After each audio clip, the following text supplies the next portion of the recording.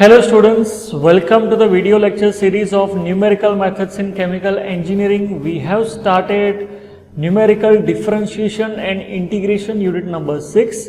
We have already completed the numerical differentiation. How we can do the numerical differentiation? See, numerical differentiation is the extension of the interpolation. For numerical differentiation, we have to use interpolation first. Again, it is of two types, with equal intervals and unequal intervals. If equal interval is there, if a numerical is asked of equal intervals, then we have to apply the numerical differentiation formula for the equal interval. And if it is the numerical of unequal interval, then what we have to do? For that, we are first of all finding the interpolating polynomial, and then after we have to take the derivative of that polynomial and then place the value of x in the polynomial, and then you will get the answer. Okay, so we have already completed the numerical differentiation topic. Okay, today we are going to study about the numerical integration. Okay, so let us start. First of all, let us study why the numerical integration is required. See, there are many functions like sine x square upon x, e raised to x upon x, whose integration is little bit complicated, or it is very difficult, or maybe it is impossible with the help of the analytical methods. To solve that type of functions, to solve the integration, to integrate that type of functions, we are using numerical integration. Okay. For any definite integral, if any integral is given that is very complicated, for example, I am taking under root of x square into e raised to x into sin x into cos x, okay, and I have to integrate it. Do you think it is easy task? No, it's very difficult. To solve that type of difficult functions, to solve the integration of the difficult functions, we require numerical integrations. Okay, sometimes the analytical method will fail, so in that case we require numerical integration. Okay, so this is the need of numerical integration. Now, what is numerical integration? The definition of numerical integration. See, let us consider a set of tabulated values of the given function. X and y are given. Okay, x and y is equal to f of x is given. For different values of x, let us take the values of x like x0, x1, x2, x3 and so on up to xn, and the corresponding values of y are y0, y1, y2, y3 and so on. See, the data will be same as the numerical differentiation. The tabulated data will be given and we have to take the integration, right? So if I want to find the integral of that particular function, right? For example, I want to find the integration of x0 to xn f of x dx from the set of tabulated values, then that process is known as numerical integration. Okay, numerical integration is nothing but the summation. Okay, what is the meaning of integration? Integration is the summation. So we are having discrete values and we will take the summation of that values, then we will get the answer. But directly summation is not to be done. There are different methods. Okay, there are basically three types of methods of numerical integration. The first one is trapezoidal rule, second one is Simpson 1/3 rule, third one is Simpson 3/8 rule. Okay, but that formulas can be derived on the basis of Newton-Cotes formula. So our next topic and the first topic of this chapter is Newton-Cotes formula.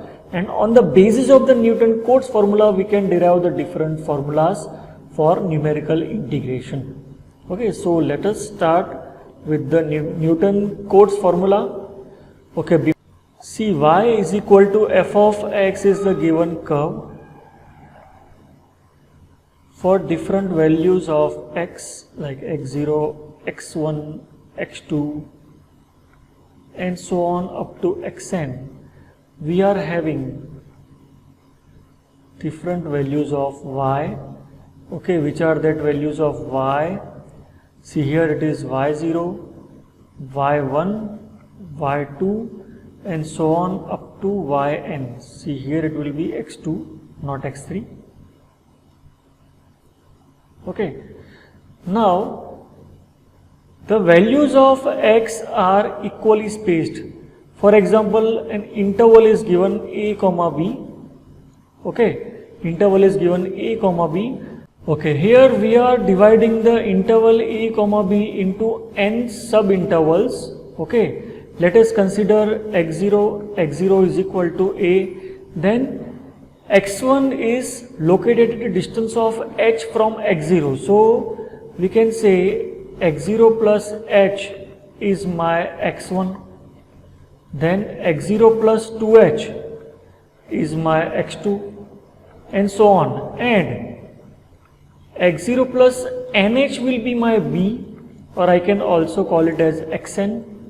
Okay, so in this way we have divided the interval a comma b into n equal parts, n sub intervals, where h is known as the width of the interval. What is h? H is known as the width of the interval. Okay, x0 is our a and xn, that is x0 plus nh, is our b. Okay, rewriting the integral, we can write here, in place of a I can write x0, and in place of b I can write x0 plus nh, f of x dx. Okay, here let us take x is equal to x0 plus rh. Okay, so taking derivative, what will be the derivative? Dx is equal to, the derivative of x0 will be 0 because x0 is a constant. Okay, so it will be h dr. See, here we have to change the order of the integral. So in place of derivative integration with respect to x, we have to convert it in the form of r. See, if I am placing x is equal to x0, then x0 is equal to x0 plus rh. That will imply my r will be 0. See, if I am taking x is equal to x0 plus nh,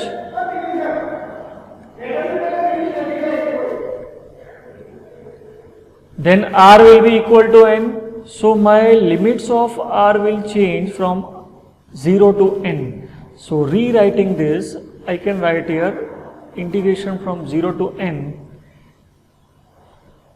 h into f of x0 plus rh into dr. Okay, here h is constant, so I can take outside the integral 0 to n.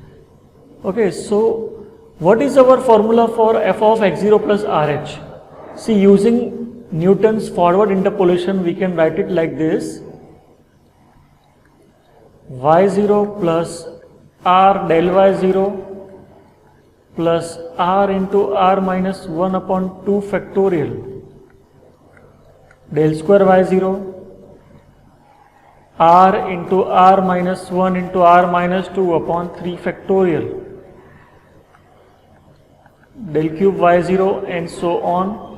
And we have to take the integration with respect to r. But before that, let us simplify it. H integration from 0 to n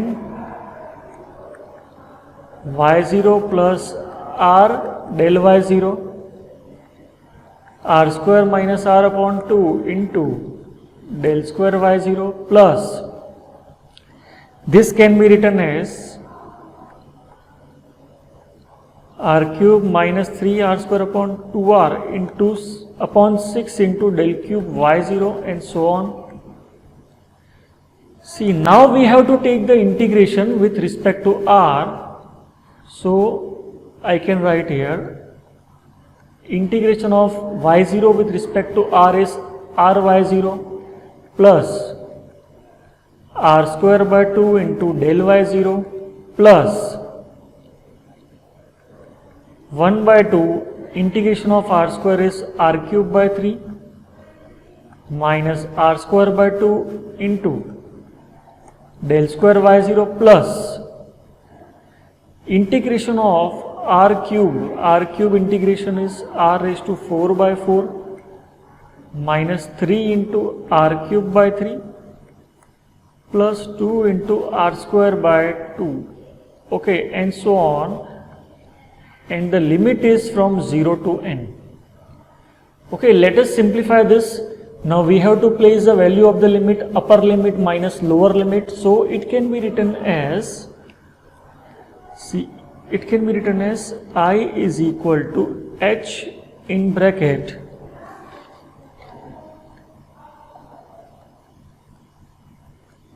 ny0 plus n square by 2 del y0 plus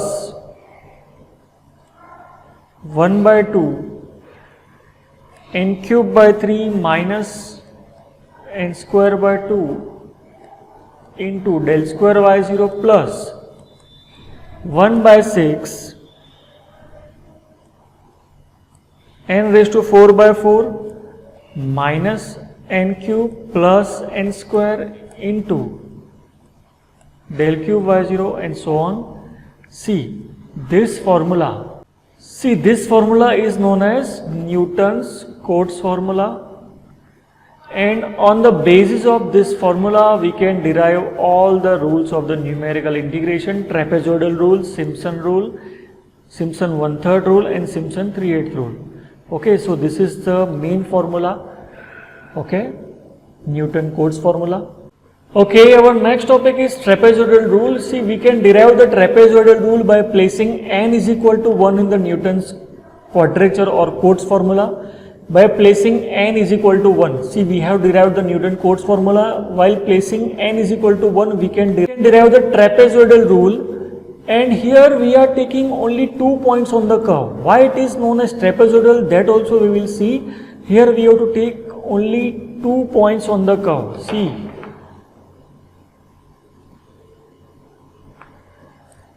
See, let us consider this point as our x0. See, this is our x0. See, this point is our x0, this is our x1. See, we have to take the integration of this portion. Okay, this portion from x0 to x1. See, we are dividing the interval into sub-intervals, and then we are first of all finding for only one sub-interval. Which is our sub-interval? From x0 to x1. This is our sub-interval. This is the width of the interval. Width of the interval is h. Okay. Now, why it is known as why it is known as trapezoidal rule? Because here the area in which we are taking integration is of the shape of trapezium. Okay. So, first of all, we have to find the integral from x0 to x1, then x1 to x2, x2 to x3 and so on, and by adding all the integrals, right? See, here we are taking only 2 points. This point is our x0 y0 and this point is our x1 y1. So we are taking only this straight line, and this shape is of trapezium, so this is known as trapezoidal rule, and the order of the polynomial will be first order because we are taking only 2 values. Okay, so here by placing n is equal to 1 and by taking only 2 points of the curve x0 y0 and x1 y1, we can derive the trapezoidal rule. So first of all, we have to place n is equal to 1 in the Newton's Cotes formula. So let us place that. See, here we are placing n is equal to 1. Okay, and we are taking only 2 points x0 y0 and x1 y1. So we have to neglect the higher order differences. Higher order differences means second order difference will be neglected. We have to only take the first order difference. So only del y0 term is to be taken. See, here this integral can be written as x0 to x0 plus h f of x dx is equal to h, by placing n is equal to 1 in Newton Cotes formula, h into y0 plus 1 by 2 into del y0. Okay, what is our del y0? So del y0 can be written as y1 minus y0. So simplifying this, this can be written as y0 plus y1 by 2 minus y0 by 2. And if I will simplify this, this can be written as h by 2 into y0 plus y1, see it is nothing but the integration from x0 to x1 f of x dx. See, we have taken integration of only one strip. Similarly, if I will take the integration of the second strip using trapezoidal rule, then it can be written as x0 plus h to x0 plus 2h, and it can be written as h by 2, it can be simplified as y1 plus y2. Similarly, the next strip integration will be x0 plus 2h to x0 plus 3h.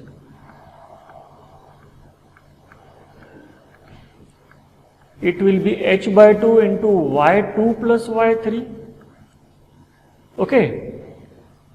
Then again, if I will take the integration of the second last strip, then it can be written as